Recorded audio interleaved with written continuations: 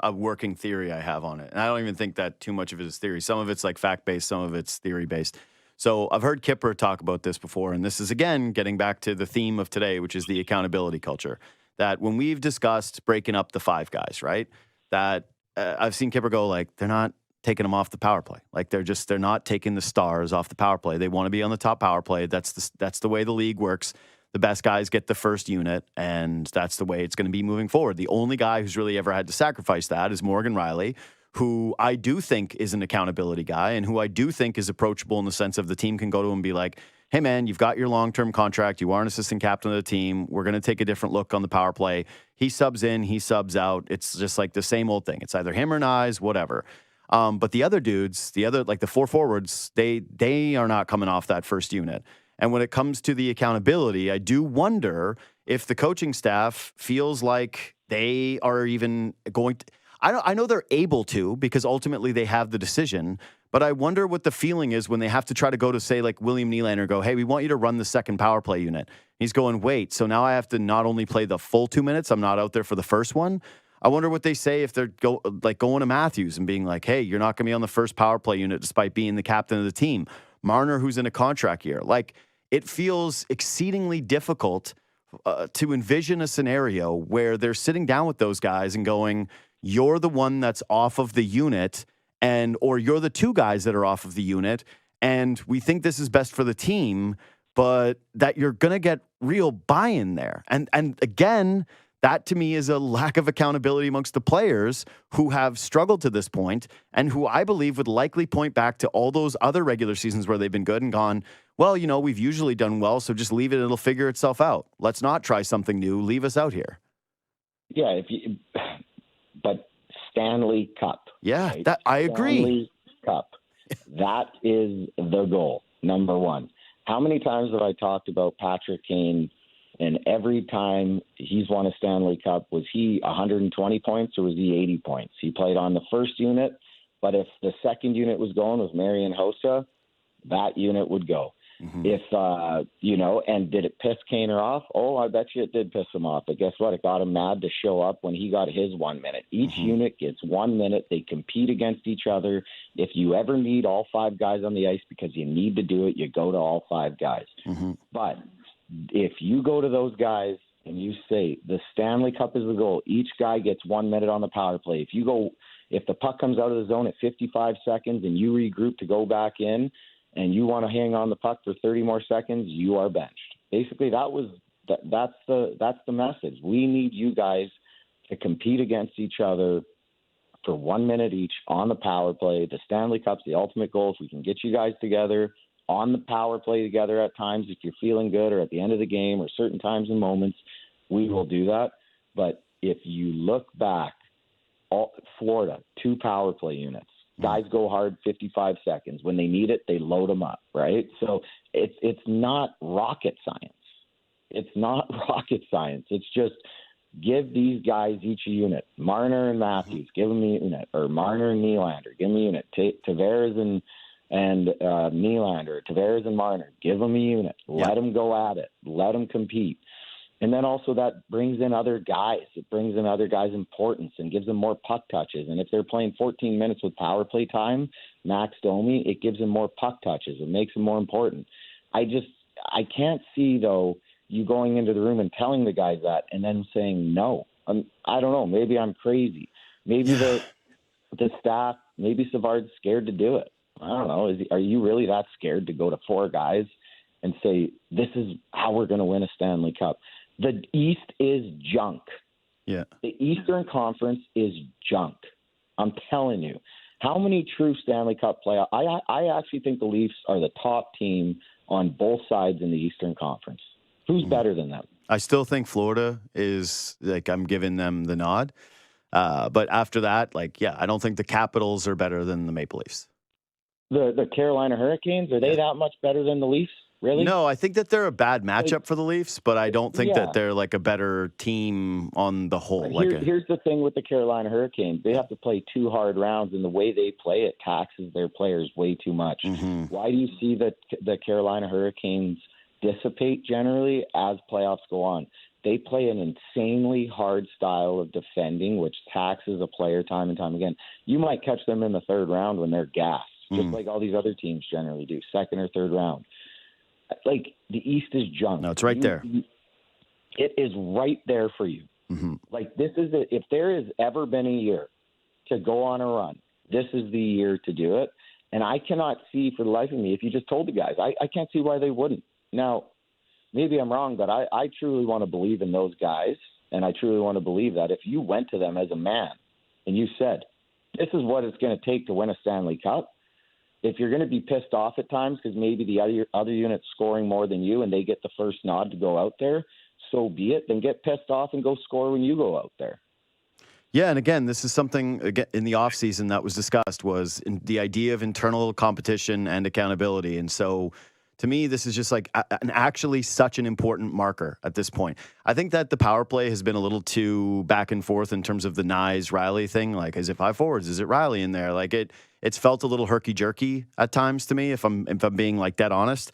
But every time I look at it, I'm like, well, at this point, it seems pretty clear to me that you would go Matthews and Marner get one unit, Tavares and Nylander get another.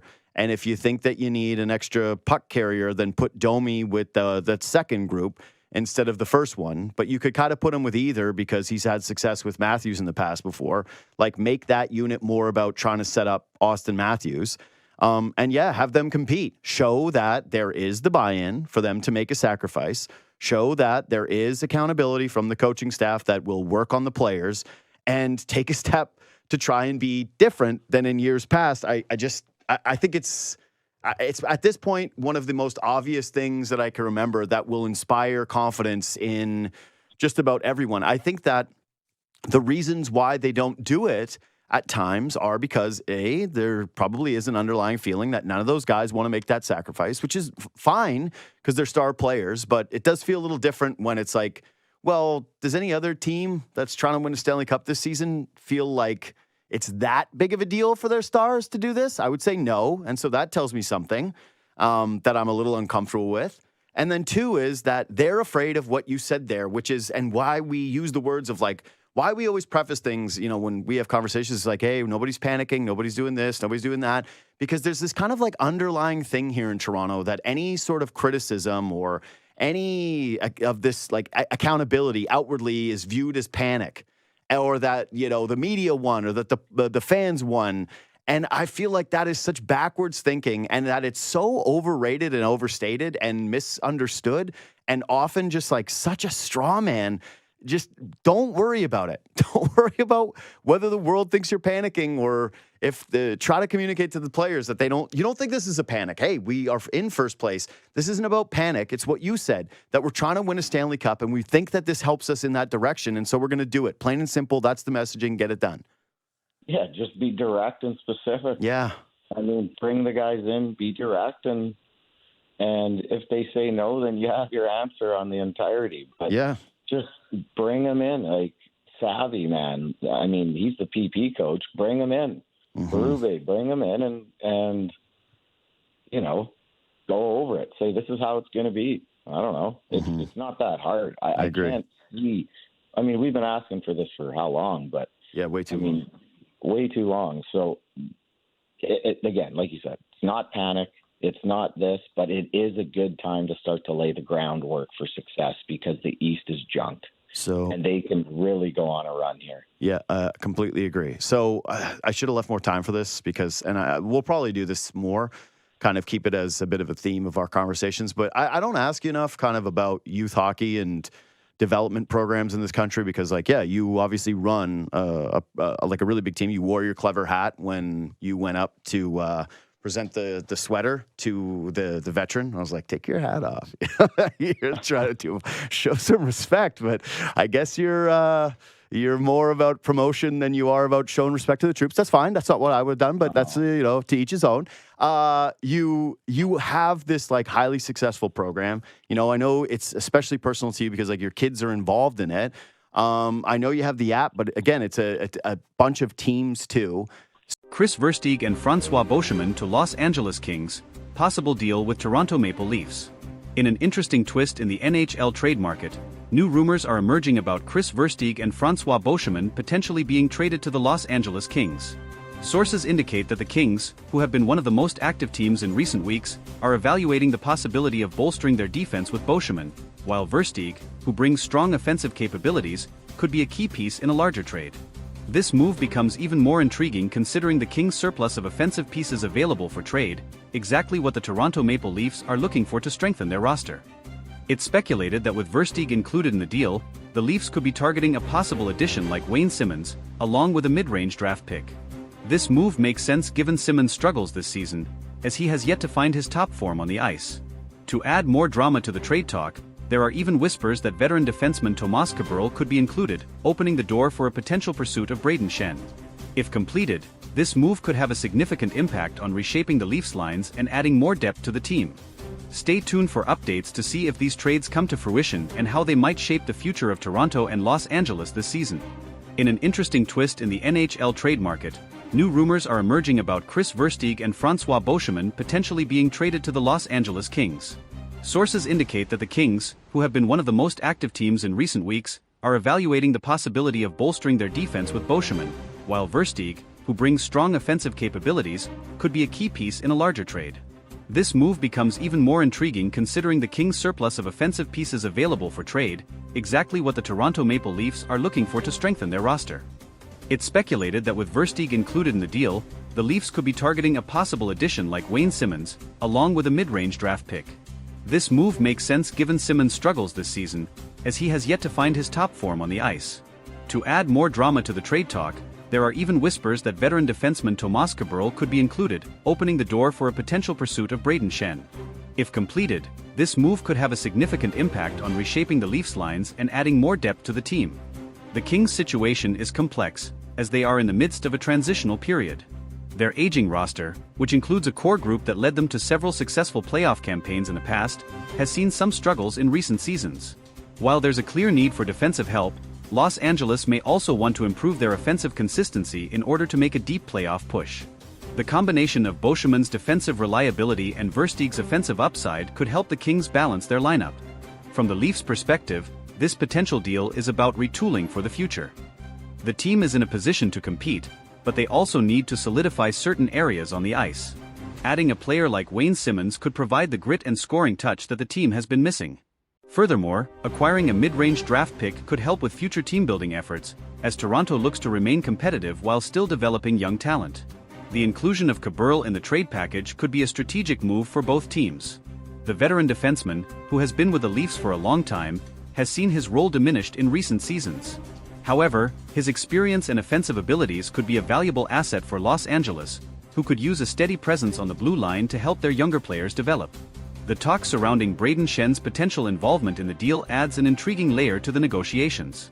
Schenn, a versatile forward, has shown flashes of brilliance but has been inconsistent at times.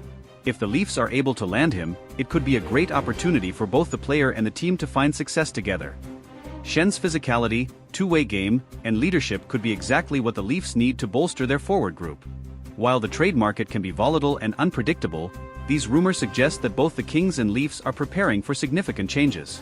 For Toronto, this could mark the beginning of a new era, with a focus on adding more experience and depth. For Los Angeles, the trade could be a chance to retool and address some of the weaknesses in their lineup, while still competing for a playoff spot this season. Of course, as with any trade rumors, it's important to remember that these discussions are fluid and can evolve quickly.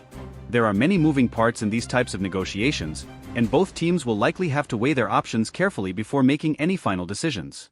It's also possible that other teams could enter the fray, further complicating the situation. In the coming days, fans of both teams will be watching closely to see if any concrete moves are made. The NHL trade deadline is fast approaching, and teams are scrambling to position themselves for a successful postseason. Whether this rumored deal materializes or not, the possibility of a major trade between the Leafs and Kings will certainly keep fans on edge as the season continues to unfold. The trade talks involving Versteeg, Beauchemin, and potentially Simmonds or Schenn highlight the delicate balance that NHL teams must strike between immediate success and long-term growth. Both the Leafs and Kings are trying to find that balance, and this rumored deal could ultimately serve as